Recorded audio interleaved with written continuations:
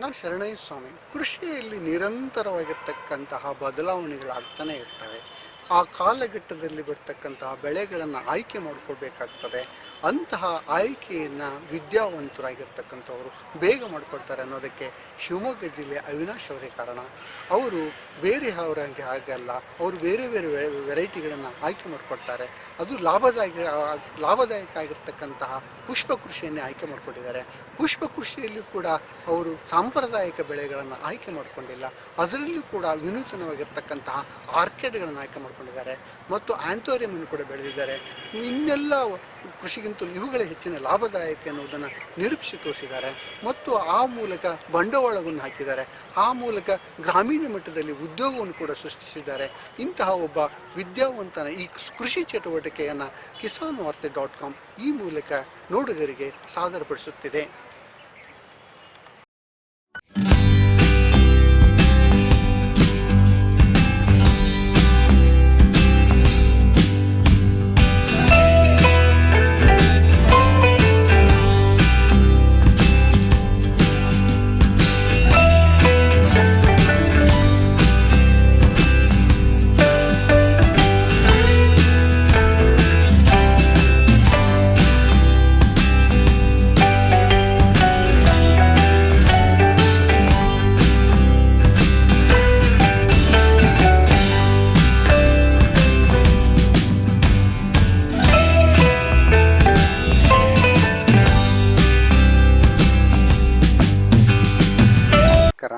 ನಮಸ್ಕಾರ, ನನ್ನ ಹೆಸರು ಅವಿನಾಶ್ ಅಂತ. ನಮ್ಮದು ಈ ಊರು ವೆಂಕಟಾಪುರ, ಶಿವಮೊಗ್ಗ ತಾಲೂಕಲ್ಲಿ ಬರುತ್ತೆ. ಶಿವಮೊಗ್ಗದಿಂದ ಎಷ್ಟು ಕಿಲೋಮೀಟರ್ ಆಗುತ್ತೆ ಇದು? ಶಿವಮೊಗ್ಗದಿಂದ ಒಂದು 15 ಕಿಲೋಮೀಟರ್ ಆಗುತ್ತೆ. 15 ಕಿಲೋಮೀಟರ್. ಒಟ್ಟು ತಮ್ಮದು ಎಷ್ಟು ಎಕರೆ ಜಮೀನಿದೆ? ನಮ್ಮದೊಂದು 7-4 ಎಕರೆ ಇದೆ ಜಮೀನು. ಏನೇನು ಬೆಳೆ ಬೆಳೀತಾ ಇದ್ದೀರಿ? ನಾವು ಮುಂಚೆ ಅಡಿಕೆ, ತೆಂಗು ಇತ್ತು ಮುಂಚೆಯಿಂದನು. ಅದ್ರ ಜೊತೆಗೆ ಈಗ ಒಂದು 2 ವರ್ಷದಿಂದ ಕಾರ್ನೇಷನ್ ಮಾಡಿದೆ. ಆಮೇಲೆ ಇದೀಗ 1 ವರ್ಷ ಆಯಿತು ಆರ್ಕಿಡ್ ಶುರು ಮಾಡಿ. ಪ್ಲಾಂಟಿಂಗ್ ಮಾಡಿ ಒಂದು 11 ತಿಂಗಳಾಯಿತು. 11 ತಿಂಗಳಾಯಿತು. ಇದನ್ನೆಲ್ಲ ಹಾಕಬೇಕಂತ ಯಾವ ರೀತಿ ನಿಮಗೆ ಇದು ಬಂತು? ನಾವು ಅಂದರೆ ಈಗ ಕಾರ್ನೇಷನ್ ಶುರು ಮಾಡಿದ್ಮೇಲೆ ಈಗ ಮಾರ್ಕೆಟಲ್ಲಿ ನೋಡಿದ್ವಿ. ಅವಾಗ ಆರ್ಕಿಡ್ ಚೆನ್ನಾಗಿತ್ತು, ಇಂಪೋರ್ಟ್ ಮಾಡ್ತಾಯಿದ್ರು ಇದರಿಂದ.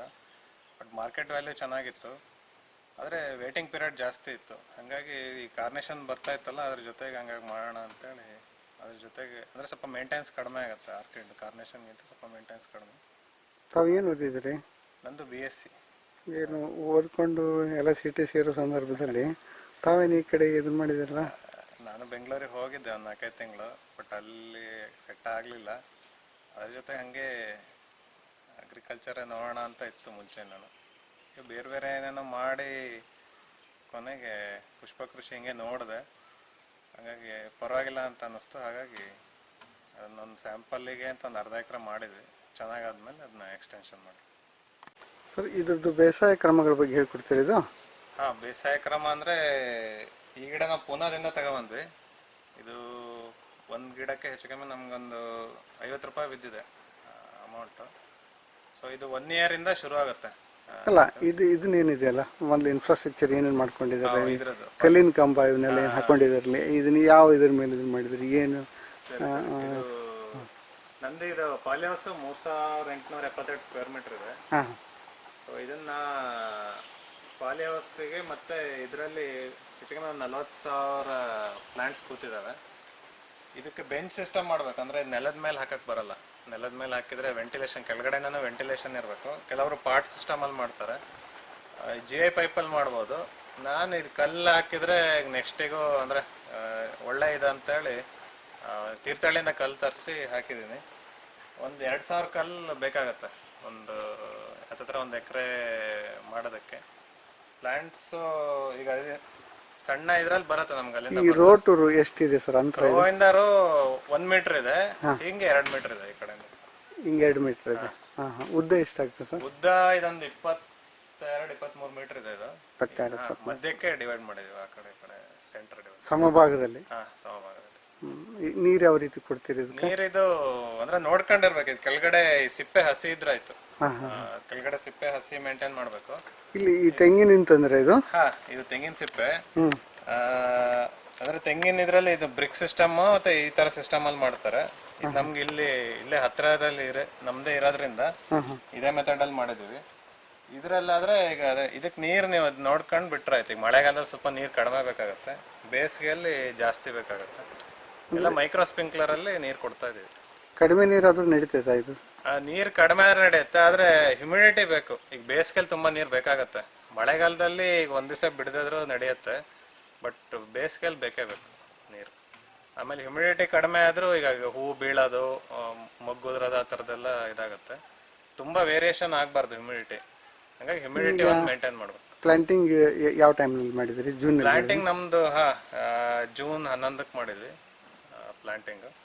ಸೊ ಈಗ ಅದೇ ಆಯ್ತು, 10 ತಿಂಗಳು ಇದಾಗ್ತಾ ಬಂತು, 1 ವರ್ಷ ಆಗ್ತಾ ಬಂತು. ಅದನ್ನ ಈ ಪ್ಲಾಂಟಿಂಗ್ ಮಾಡಿದ ಎಷ್ಟು ದಿನಕ್ಕೆ ಇದು ಫ್ಲವರ್ ಬಂತು? ಪ್ಲಾಂಟಿಂಗ್ ಮಾಡಿ 7 ರಿಂದ 8 ತಿಂಗಳಿಗೆ ಶುರು ಆಗುತ್ತೆ. ಅದರಲ್ಲಿ ಈಗ ಕ್ವಾಲಿಟಿ ಫ್ಲವರ್ಸ್ ಕಡಿಮೆ ಬರುತ್ತೆ.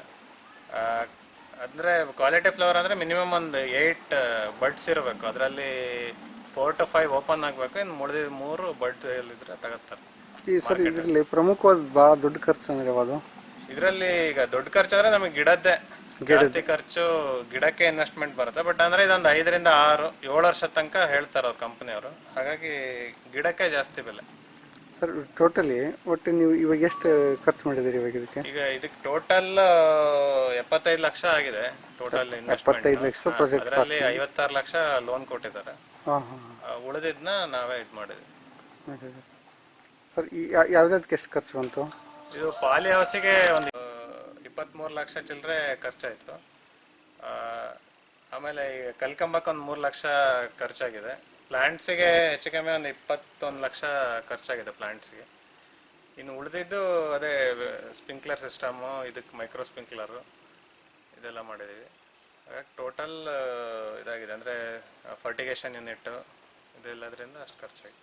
ಈಗ ನಿಮ್ಗೆ ಎಷ್ಟು ಪರ್ಸೆಂಟ್ ಸಬ್ಸಿಡಿ ಬರ್ತದೆ ಸರ್? ನಮಗೆ ಈಗ NHB ಇಂದ ಮಾಡಿದ್ದೀನಿ. NHB ಟೋಟಲ್ ಪ್ರಾಜೆಕ್ಟಿಗೆ 50% ಸಬ್ಸಿಡಿ ಇದೆ ಬರ್ತದೆ. ಬಟ್ ನೀವು ಹಾಕಿದ ಬಂಡವಾಳ ಎಷ್ಟು ವರ್ಷಕ್ಕೆ ವಾಪಸ್ ಬರ್ಬೋದು? ನಾವು ಹಾಕಿದ ಬಂಡವಾಳ ಒಂದು 3 ರಿಂದ 4 ವರ್ಷಕ್ಕೆ ವಾಪಸ್ ಬರುತ್ತೆ. ಅಂದರೆ ಮೊದಲನೇ ವರ್ಷ ಸ್ವಲ್ಪ ಕಾಯಬೇಕು. 1 ವರ್ಷ ವೇಟಿಂಗ್ ಪೀರಿಯಡ್ ಇರೋದ್ರಿಂದ ಒಂದು 7 ತಿಂಗಳ ಮೇಲೆ ಶುರು ಆಗುತ್ತೆ. ಬಟ್ ಅಷ್ಟು ಇನ್ಕಮ್ ಬರೋದಿಲ್ಲ. 1 ವರ್ಷದ ನಂತರ ಹೂ ಜಾಸ್ತಿ ಬರ್ತಾ ಹೋಗುತ್ತೆ. ಹಾಗಾಗಿ 1 ವರ್ಷ ಸ್ವಲ್ಪ ಮೇಂಟೆನೆನ್ಸು ಇದೆಲ್ಲ ನಾವೇ ನೋಡ್ಕೋಬೇಕು. ಈಗ 2ನೇ ವರ್ಷಕ್ಕೆ ಎಷ್ಟು ಬರುತ್ತೆ ಸರ್ ಆದಾಯ? 2ನೇ ವರ್ಷಕ್ಕೆ ಒಂದು 3 ರಿಂದ 5 ಫ್ಲವರ್ ಬರುತ್ತೆ ಅಂತ ಹೇಳ್ತಾರೆ. ಅಲ್ಲಿಗೆ ಈಗ 40,000 ಪ್ಲಾಂಟ್ಸ್ ಇದೆ. ಅಲ್ಲಿಗೆ ಒಂದು 5 ಫ್ಲವರ್ ಹಿಡಿದ್ರು ಒಂದು 2 ಲಕ್ಷ ಫ್ಲವರ್ಸ್ ಬರುತ್ತೆ. ಮಾರ್ಕೆಟಲ್ಲಿ ಮಿನಿಮಮ್ 8 ರಿಂದ 12 ರೂಪಾಯಿ ತನಕ ಹೋಗಿ ಆಗುತ್ತೆ. 10 ರೂಪಾಯಿ ಒಂದು ಸೀಸನ್ ಇದೆಲ್ಲ. ಸೊ 10 ರೂಪಾಯಿ ಲೆಕ್ಕ ಹಿಡಿದ್ರು ಒಂದು 20 ಲಕ್ಷ ಆದಾಯ 2ನೇ ವರ್ಷಕ್ಕೆ. 2ನೇ ವರ್ಷ ಅಂದರೆ ನೀವು 3ನೇ ವರ್ಷದಕ್ಕೆ ಎಷ್ಟು ಬರ್ಬೋದು ಹೂವು? 3ನೇ ವರ್ಷ ಅವರು 10 ಫ್ಲವರ್ ಹೇಳ್ತಾರೆ. ಸೊ 10 ಫ್ಲವರ್ ಅಂದರೆ ಒಂದು 35 ರಿಂದ 40 ಲಕ್ಷ ಆದಾಯ 3ನೇ ವರ್ಷಕ್ಕೆ ಬರ್ಬೋದು. ಬಟ್ 3ನೇ ವರ್ಷದಲ್ಲಿ ನಿಮ್ಮ ಆದಾಯ ಸ್ಟಾರ್ಟ್ ಆಗ್ತದೆ. ಆಮೇಲೆ ನಿಮ್ದೆಲ್ಲ ಖರ್ಚಿದು ಹೋಗ್ತವೆ. ಆಮೇಲೆ ಈ ಗ್ರೀನ್ ಹೌಸ್ ಅವೆಲ್ಲ ಉಳ್ಕೊಳ್ತವೆ ನಿಮಗೆ. ಹೌದು. ಆಮೇಲೆ ಈಗ 3 ವರ್ಷದ ಮೇಲೆ ಬರೋದು ಲಾಭ. ಈಗ ನೆಕ್ಸ್ಟ್ 6-7 ವರ್ಷ ತನಕ ಹೇಳ್ತಾರೆ ಅವ್ರು, ಗಿಡ ಒಳ್ಳೆ ಕ್ವಾಲಿಟಿ ಫ್ಲವರ್ ಬರುತ್ತೆ ಅಂತ. ಹಾಗೆ ಅಲ್ಲಿ ತನಕ ಪರವಾಗಿಲ್ಲ. 3ನೇ ವರ್ಷದ ಮೇಲೆ ಬರೋದು ಸ್ವಲ್ಪ ಲಾಭ ಆಗುತ್ತೆ. ಈ ಫ್ಲವರ್ಸ್ ಯಾರನ್ನ ಬೆಳೆದಾರ ನೋಡ್ಕೊಂಡ್ ಬಂದಿದ್ದೀರಾ? ಈ ಫ್ಲವರ್ಸ್ನ ಇದರಲ್ಲಿ ಸಿರ್ಸಿಲಿ ಒಂದು ಕಂಪ್ನಿಯವ್ರು ಬೆಳೆದಿದ್ರು. ಅಂದರೆ ನಾನು ಕಾರ್ನೇಷನ್ ಹಾಕಿದಾಗ ನೋಡ್ಕೊಂಡ್ ಬಂದಿದ್ದೆ. ಆಮೇಲೆ ಇಲ್ಲಿ ಉಪ್ಪಳ್ಳಿಲಿ ಒಬ್ಬರು ದಿನೇಶ್ ಅಂತ ಒಂದು 5 ಗುಂಟೆ ಅಷ್ಟೇ ಮಾಡಿದ್ದಾರೆ. ಅವರು ಚೆನ್ನಾಗಿ ಮಂಗಳೂರಿಗೆ ಕಳಿಸ್ತಾರೆ ಫ್ಲವರು. ಅಲ್ಲೆಲ್ಲ ನೋಡಿ ಮಾಡಿತ್ತು. ಅಂದರೆ ಈ 1 ಎಕರೆ ಎಲ್ಲ ಇರಲಿಲ್ಲ ಈ ಕಡೆ ಶಿವಮೊಗ್ಗ ಕಡೆ, ಕಡಿಮೆ ಕ್ವಾಂಟಿಟಿಲಿತ್ತು. ಹಾಗಾಗಿ ಇದು ನೋಡೋಣ ಅಂಥೇಳಿ ಮಾರ್ಕೆಟ್ ಚೆನ್ನಾಗಿರೋದ್ರಿಂದ ಮಾಡಿದ್ದು ಸರ್. ಮತ್ತು ಇದ್ರ ಜೊತೆಗೆ ಬೇರೆ ಇನ್ಯಾವ ಲಾಭಗಳಾಗ್ತವೆ ಇದಕ್ಕೆ? ಇದರಿಂದ ಲಾಭಗಳಂದರೆ ಈಗ ನಾವು ಒಂದು 4-5 ಜನರಿಗೆ ಉದ್ಯೋಗ ಕೊಡ್ತಾ ಇದ್ದೀವಿ. ಅದರಿಂದ ಇದಾಗ್ತದೆ. ಆಮೇಲೆ ಫ್ಲವರ್ ನಾವು ಬೆಳೆಸೋದ್ರಿಂದ ಈಗ ಎಕ್ಸ್ಪೋರ್ಟ್ ಕ್ವಾಲಿಟಿನೂ ಬಂದರೆ ನಾವು ಎಕ್ಸ್ಪೋರ್ಟ್ ಮಾಡ್ಬೋದು. ಎಕ್ಸ್ಪೋರ್ಟ್ ಮಾಡೋದ್ರಿಂದ ಈಗ ವಿದೇಶಿ ವಿನಿಮಯ ಇದೆಲ್ಲ ಇದಾಗುತ್ತೆ. ಅದ್ರ ಜೊತೆಗೆ ಈಗ ನಾವು ಅದೇ ಬ್ಯಾಂಕಿನೂ ಸಾಲ ತಗೊಂಡಿರ್ತೀವಿ. ಸೊ ಬ್ಯಾಂಕಿನ ಅಂದರೆ ಬ್ಯಾಂಕ್ ಸಿಸ್ಟಮ್ಸ್ಗೆ ಇದಕ್ಕೆ ಅದರಿಂದ ನಮಗೂ ಹೆಲ್ಪ್ ಆಗುತ್ತೆ, ಅವರಿಗೂ ಹೆಲ್ಪ್ ಆಗುತ್ತೆ. ಇದರಿಂದ ಅವ್ರ ಜೊತೆ ನಾವು ಬೆಳಿಬೋದು ಅಂತ ಮಾಡ್ಬೋದು. ಅದಕ್ಕೆ ಚೆನ್ನಾಗಿ ಬರುತ್ತೆ ಅಂತ ಹೆಂಗೆ ಗೊತ್ತಾಯ್ತು ನಿಮಗೆ? ಇಲ್ಲ, ಅದೇ ಆರ್ಕಿಡ್ ಮಾಡ್ಬೋದಾ ಬೇಡ ಅಂತ ನಮ್ಮ ಅಲ್ಲಿ ಕಾರ್ನೇಷನ್ನಿಗೆ ಒಬ್ರು ಹೆಲ್ಪ್ ಮಾಡಿದ್ರು. ಅವರು ಇಲ್ಲಿ ಕನ್ಸಲ್ಟೆನ್ಸ್ ಇವ್ರು ಲಕ್ಷ್ಮಣ ಅಂತ ಇದ್ರು, ಅವ್ರು ಹೆಲ್ಪ್ ಮಾಡಿದ್ರು. ಅವ್ರ ಹತ್ರ ಡಿಸ್ಕಸ್ ಮಾಡಿದಾಗ ಆರ್ಕಿಡ್ ಚೆನ್ನಾಗಿದೆ ಅಂತ ಗೊತ್ತಾಯ್ತು. ಹಂಗಾಗಿ ಕಾರ್ನೇಷನ್ ಪ್ಲಾಂಟಿಂಗ್ ಮಾಡೋ 6 ತಿಂಗಳಿಗೆ ಇದನ್ನ ನೋಡೋಣ ಅಂತ. ಅಂದರೆ ಇನ್ವೆಸ್ಟ್ಮೆಂಟ್ ಜಾಸ್ತಿ ಇರೋದ್ರಿಂದ ಇದನ್ನ ನೋಡಿದರೆ ಇಲ್ಲೇ ಬೆಳೆದ್ ನೋಡ್ಬಿಡೋಣ ಯಾಕೆ ರಿಸ್ಕ್ ಅಂತೇಳಿ ತಂದು ಬೆಳೆದ್ ನೋಡಿದ್ವಿ.